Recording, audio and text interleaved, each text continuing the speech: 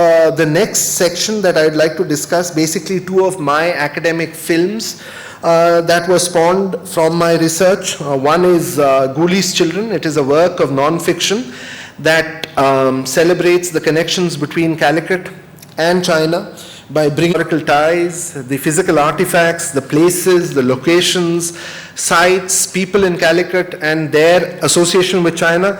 But most importantly, the film, through all of the travel and even some of the coins that are being mentioned being hosted at Calicut University from later periods.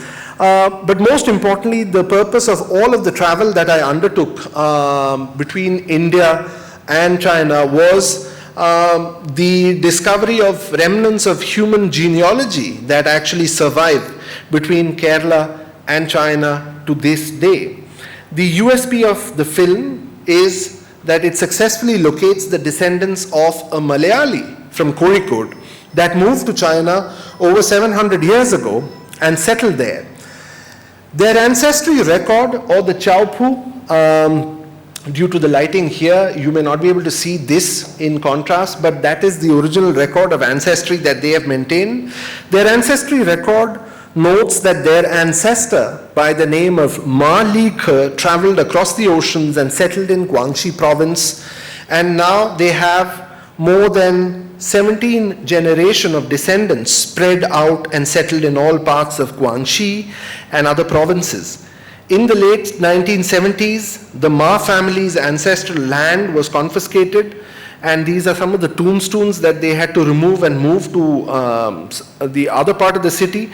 Their ancestral land was confiscated. Here you can see them praying at one of the tombs, and much of the place where the tombs were situated were expropriated by the state at that time and shifted to a Hui cemetery, a cemetery for Muslims, which is about 8 kilometers away from the capital city.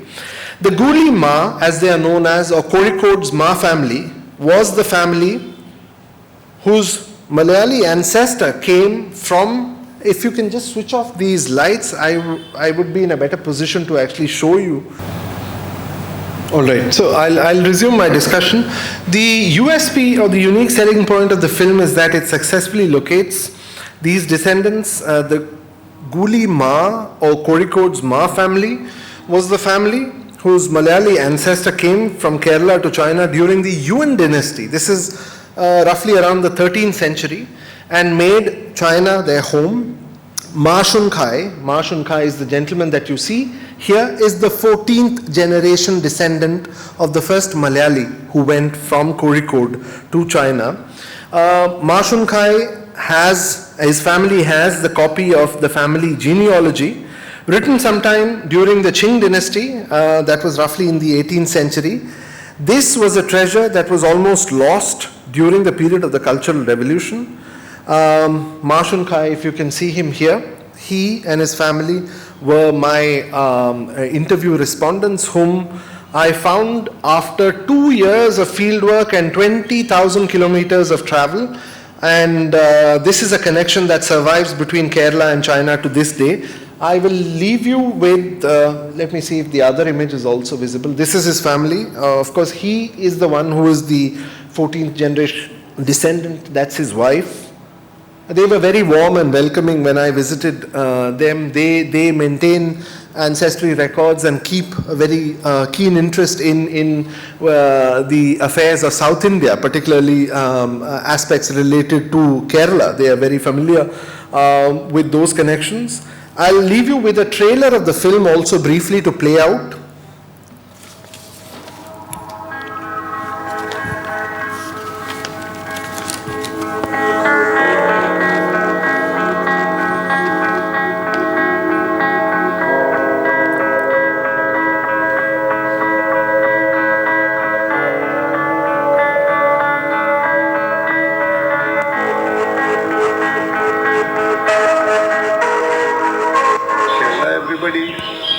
Talked about the Chinese nets, Chinese vessels, and china chatti, and Chinese jars.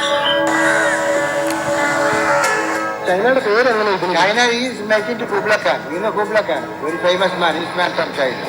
You know Kubla Khan. പുള്ളിക്കാരനൊന്നും അല്ലെന്ന് ഇത് വേറെ ഒരാളാണ് ഇത്.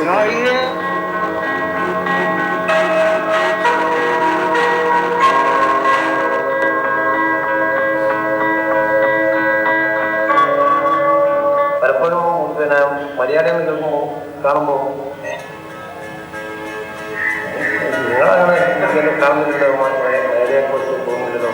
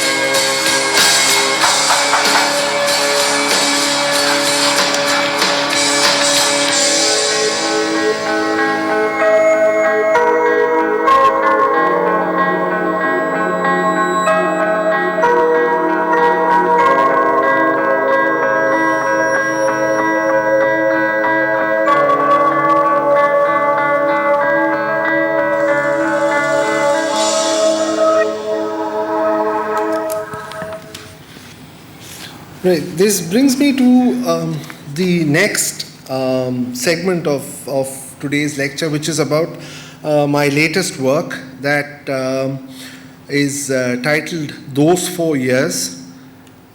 The Nilgiris in the south of India carry an intimate connection with the Chinese. This is a connection that many have forgotten. Those 4 years is an amazing journey into the lives of those Chinese who came to India in a different time period. This was around the middle of the 19th century. And the film journeys across Hong Kong, Malaysia, and the Tamil Nadu Kerala border in order to sort of delve deeper into the intergroup movement of people that took place. What is the context of this particular work? The context was the history of transportation that was playing out under the British legal system.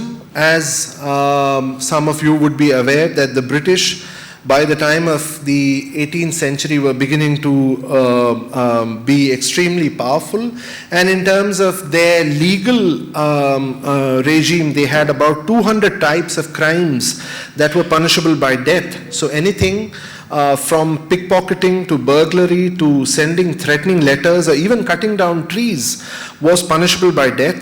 The solution to this, because this gave the British the image of being extremely cruel, the solution for this was the Transportation Act of 1717, under which they felt it is better to combine hard labor with banishment of prisoners to other colonies which required the labor, and that would take care of convicts that they had.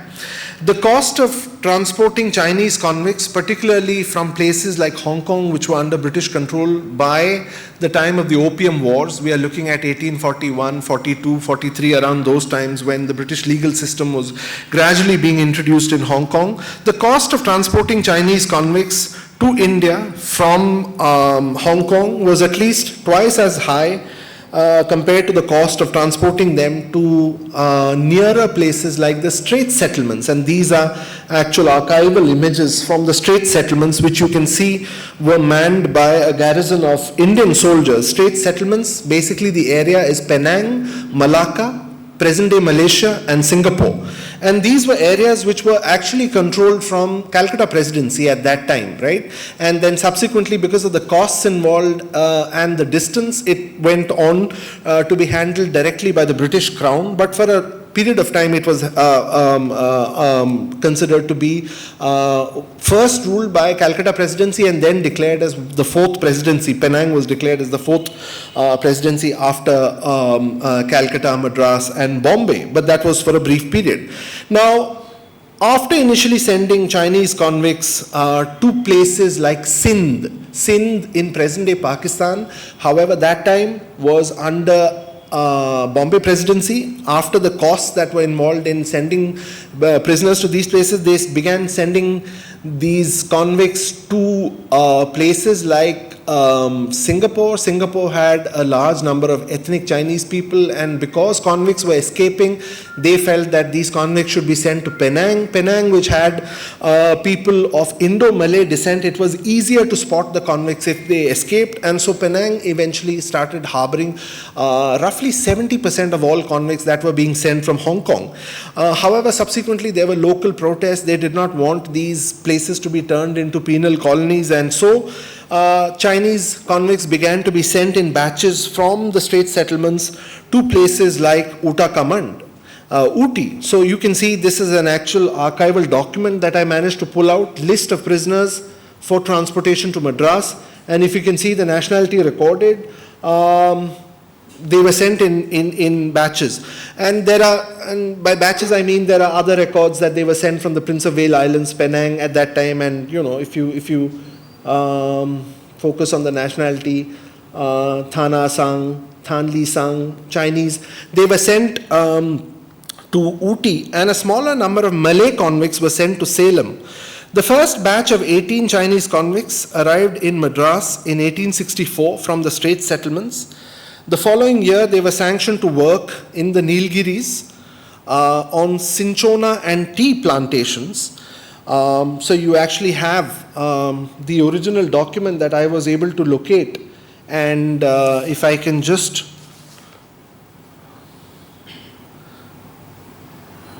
I hope you can read this part that says the transfer of 18 of the convicts from the Straits settlements now in Uttakamand jail to the Lawrence Asylum. The Lawrence Asylum, this is the Lawrence School that you all would be familiar with, but previously the Lawrence School was known as the Lawrence Asylum, founded in 1858. In 1863, the present site at Lovedale was acquired. Today it is an iconic school. The buildings and the construction of the Lawrence School, Chinese convict workers were engaged in that particular work. In fact, I located documents that showed in 1867 there was a daring prison break of prisoners who were based in the Lawrence School, constructing the Lawrence School, Chinese prisoners, and how they escaped from jail. As part of the work relating to the film, I traveled to the places where these prisoners were kept. So this was the prison site in Dodabeta. This was the first prison site that was constructed for Chinese prisoners. The main room was to contain 70 native prisoners, and 8 of the veranda rooms were to accommodate roughly 30 Chinese prisoners. The accommodation of Chinese convicts was arranged at 3 sites. One was Dodabeta, of course, and the other was part of the Thiashola tea estate, the Carrington division, and the third one at Neduvattam. Thiashola, interestingly, I mean, if you can, again, for reasons of light, I think you can possibly read this Thiashola. Te is the Amoy word for tea, like teila, the word that we use for tea. So Thiashola, shola is the word that you use for forest. So Thiashola, tea forest, literally. And I was able to sort of locate places that still carry names. Like, for example, this particular property is a place which is believed to have been the place where Chinese convict workers were believed to have settled after their release from prison. And this is, of course, now private property with no traces of any Chinese connection except the name. The employment of Chinese laborers, the Chinese convict laborers who were brought into the Nilgiris, it was discontinued sometime in 1869. So in less than 4 years after it had begun, the reason was that the government wanted to actually see how effective this would have been, and that's why I named the film those 4 years, primarily to signify 1865 to 1869, the period that they spent here. Most of the convicts were sent back to the Straits settlements after grant of passage money.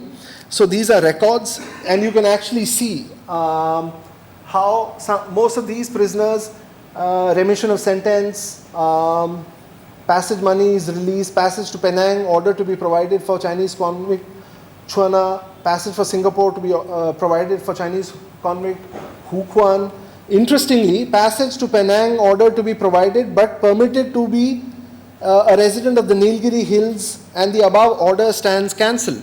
So a lot of this generated curiosity in terms of actually locating these documents and dealing with these documents. I also happened to sort of come across another interesting report prepared by Edgar Thurston, who was the superintendent of ethnography for Madras presidency during an anthropological enumeration survey that he recorded in late 19th century. So you can imagine that the 4 years prison terms, sentencing was over, those who had to go had gone, those who were permitted to reside, they stayed. Edgar Thurston came across a settlement of Chinese Tamil cross population. Now this is fantastically recorded in terms of the measurements of people that he came across. He came across a Chinese father married to a Tamil lady, and he came across their children, and he had sort of details relating to the high cephalic head shape, the cephalic head shape that separates the Chinese from the other racial features associated with the native population, the nasal breadth, the breadth of the nose, the skin tone and prominent cheekbones in the offspring that came from the Chinese father and the Tamil mother. And 3 years after I first began working on the subject, my search finally met with some success near the Tamil Nadu border areas with Kerala, not far from the Gudalur site near Nadu that was described in Edgar Thurston's work. And I was fascinated to come across these descendants, primary respondents being the lady's family, her mother, who's of course passed away, but the lady clearly recollected how her grandfather was Chinese, had 6 to 7 siblings. In fact, the lady recounted how one of her grandfather's sisters actually had a Chinese name, Chi-chan, even at that time, and how he got married to a Tamil lady, and she sort of recounts the story of how they settled at the Chinese Hills. Again, the name of that place that I showed to you, how they settled at the Chinese Hills and worked in cinchona plantations, subsequently also started to work in coffee cultivation and supplying milk to the area. I also came across some others. Of course, these are not connected with the convict workers, but these are connected with plantish adventurers like Robert Fortune. So I was able to locate some families that actually traced back their ancestors, in the sense we are looking at the 1840s when they came to plant tea for the British. Then they decided to stay back, and how some of them still have memories of their ancestors having that Chinese connections.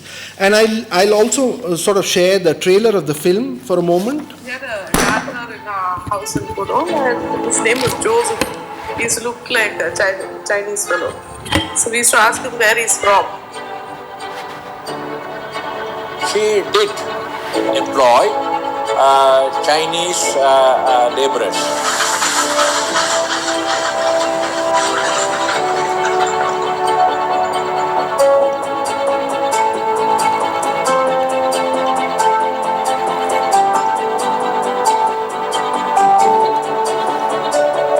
For a long period of time, we had boxes of Chinese coins which were given to us to use in the tuck shop.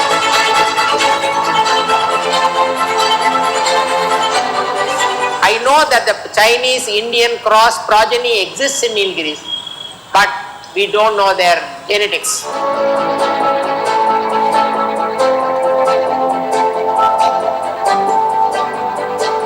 You try taking that to a court of law and proving it in the court of law. Whatever you've got, take it and go.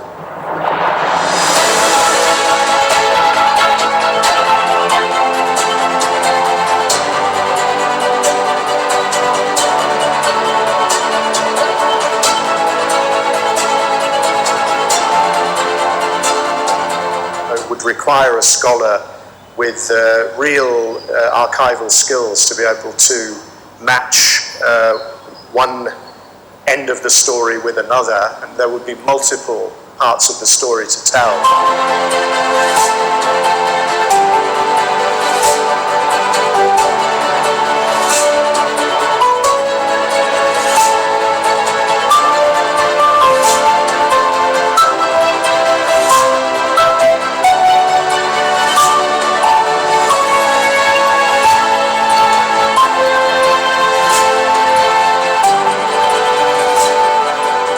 Very challenging to locate those descendants because, as you say, that the number is very small.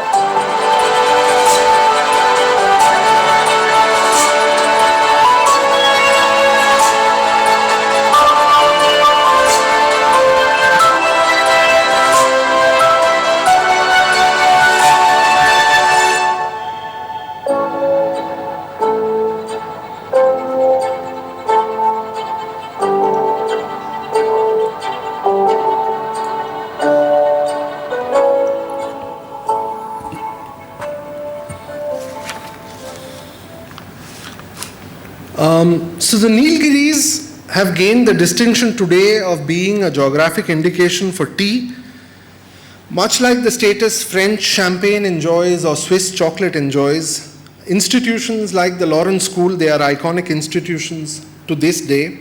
But somewhere behind all of this present glory is the remote connection with the Chinese, something that will continue to remain fascinating for years to come. I think with these remarks, I'll close my talk for today, thanking once again the Calicut Heritage Forum, C.K. Ramachandran sir, MGS sir, and the family of Professor K.V. Krishna Ayyar for this honor and opportunity. Thank you very much.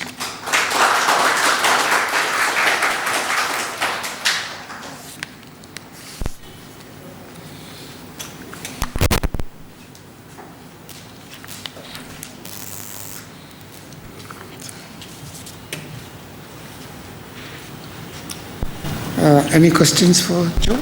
See, in terms of the passage of time, you can imagine that at least historians who have pointed out to his presence, because the shipping record in the Ming Sholu would show that he was in Calicut till the month of March during the last voyage that left here in 1433. But beyond that, where exactly he might have been buried, these are things that are possibly tasks for archaeologists to pursue, because that requires a different skill set in preserving material and so on.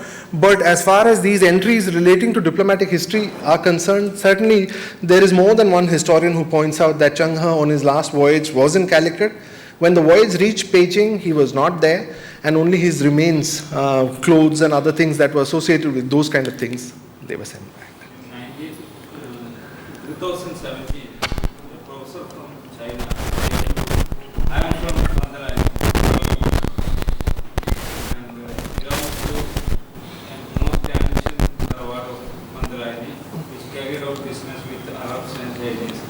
And I think even the present descendants, many of them are Chinese like.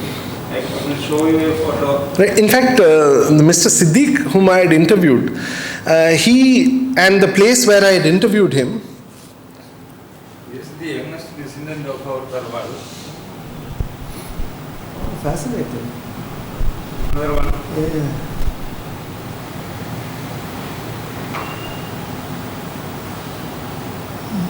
Yeah, most that's fascinating. Yeah. So I am sure, given the fact that, historically, this was the kind of presence that we were seeing for these people, associated either with their travel itinerary or with the fact that there was an economic practice of bartering that took certain time. I am sure that the time spent here would have accounted for aspects of intermingling that are recorded to date. Yeah. There was one Chinapalli. Yes, I have included that in the film. In fact, the film was also a labor of love for me in that I located those places which also have historical connections with the Chinese. So the Chinamballi is also dated to the period that we are mentioning. But of course, for many of these things, if you ask for the exact dates and details, it's very difficult for anyone to provide. But the fact is that these artifacts still remain. Most of this Kerala people that we have no historic sense. That is an unfortunate reality. Because we are not covering anything for the history, for the future generations. And That is the most. No, I totally agree with you, sir. The reason being that when I located this family that descended from the Malayali who went from here, they had ancestry records preserved. They had recorded who was the first ancestor who came, who did he get married. In fact, they have records that the first Malayali son was named Hanmo, and his other name was Chenran, and his son was another person called Shein, and they've recorded how till the 5th generation they were serving the court, and all these records are there. So that is a very fascinating aspect. When I went to interview people in Kozhikode, many of them were giving me examples of how some hillside near Chinamballi was scratched off by a JBC, and they had found tombs or some other aspects which nobody had bothered to sort of look at. So I agree that neglect of preserving those rich aspects of our history are actually found lagging. Yes, I agree. Sir. You might have your insights on Chinese ship technology. It is said that Chinese ships were much bigger. Then they used not the usual type of cloth sails, but bamboo Mats. like thing, which did not involve folding, or they could change the angle or something like that during storm.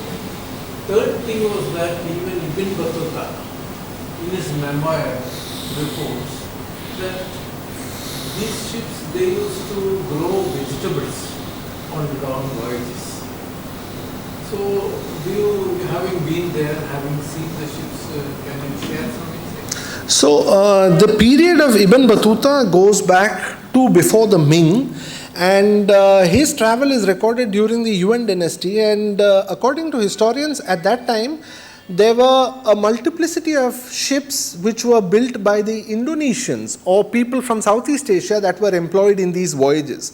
The main star attraction of these voyages, the big treasure ships, they come into action during the Ming dynasty. It was those ships which had the kind of mat that you're talking about, bamboo mats. They had a technology where the ship's anchor need not be, the ship's these mats need not be folded down. They were left open in the sea and they could stabilize by themselves.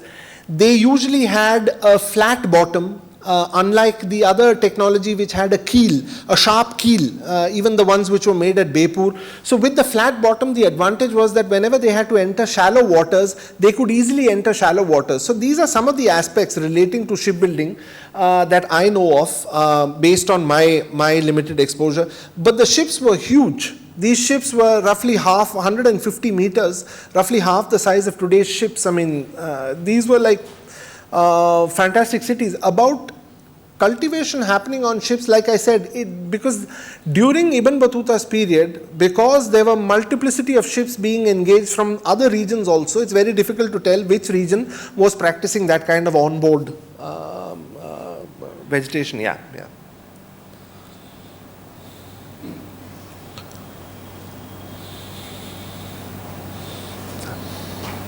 You must be aware of Professor Karishma's findings from Madras. Do you know what happened to those pieces of pottery which is being collected? So again, excavation and archaeology related work, again that is a separate subject area, but my understanding of what was recovered happens to be that in terms of the coins that have been recovered, you find a bulk of them being recovered from Kollam, and you have a lot of coins to the Roman vintage being recovered from the Muziris Pattanam excavation site and associated pottery. So the interesting bit here is that when it comes to Calicut, we don't talk of such grand discoveries. One reason for that was that by the time these voyages were full-fledged, the use of, say, copper cash was gradually discontinued by the Yungla emperor, because he felt that, undertaking these grand missions, it didn't make sense to sort of keep conferring copper cash to these envoys and for this thing. So they even introduced paper currency at that time. That is one. In terms of pottery shards, again, the pottery shards that have been recovered, they point to later periods. For the Ming, it is in Kochi that they've recently sort of discovered some shards which actually carry the embossing of Ming on them. So I'm not exactly aware of Professor Karashima's the shards that he recovered. Yeah, he has recovered from Ming period also. Right. Early period also. Oh, okay. From Madurai to Kollam. Right. But then what happened to that, we are not able to trace. Oh. Because its interest shifted to, Tamil culture. Right. He is now no more. Right. Again, but even in Kozhikode, the coins that they have here, this is from the Qing period. Yeah. No, what I'm saying is, yes. No, even for pottery, I'm not very certain that there were large amounts of what happened to whatever was discovered. Oh, okay. But he has not completed the investigation. All right. Because by the time he diverted to. Oh, right. Oh, okay. Right.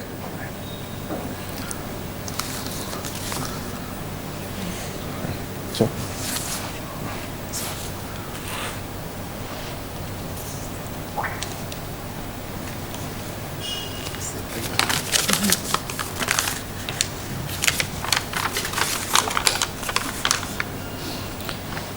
Mr. Swaminathan, patron of Professor Krishna Ayyar, Endowment Lecture, Dr. Joe Thomas, our honored speaker, Ms. Nuranisa, Ms. Ayyar Anand, recipients of the award for the year 2021 and 2022, our most valued invited guests, members of the press, electronic media, and ladies and gentlemen.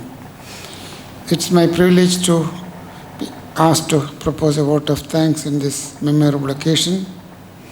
On behalf of Calicut Heritage Forum and on my own behalf, I extend a big thank you for our honored President, Professor M.J.S. Narayan.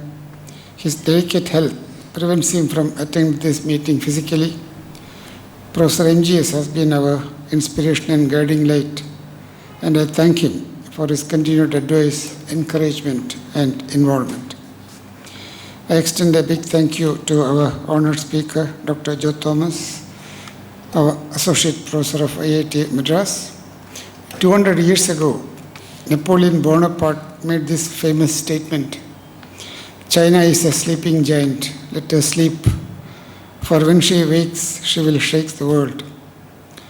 In the 1500s, India and China together held almost 50% of GDP, but by 1900, it fell to below 10%. A part of the fascinating, at the same time the tragic stories of Chinese diaspora. It's scholarly illustrated by Dr. Karackattu. I am sure all of us benefited from the breadth and depth of his vast expertise and scholarship. I congratulate Ms. Nuranisa and Ayyar Anand for their hard-earned and well-deserved success in winning the prestigious scholarship. It's the generosity and social commitment of the family of Professor Krishna Ayyar in instituting this endowment in his glorious memory that allows the continuation of the reputed and unique award. I sincerely thank Mr. Swaminathan, representing the Krishna Ayyar family, for their philanthropy and social commitment. An event like this cannot happen overnight. It requires meticulous planning and a bird's eye view for details. We are fortunate enough to be led by our energetic and enthusiastic Secretary, Sri C.K. Ramendran, IAS. I thank the press and electronic media for their coverage of the event. Finally, a big thank you for all those who are present here this evening. Thank you.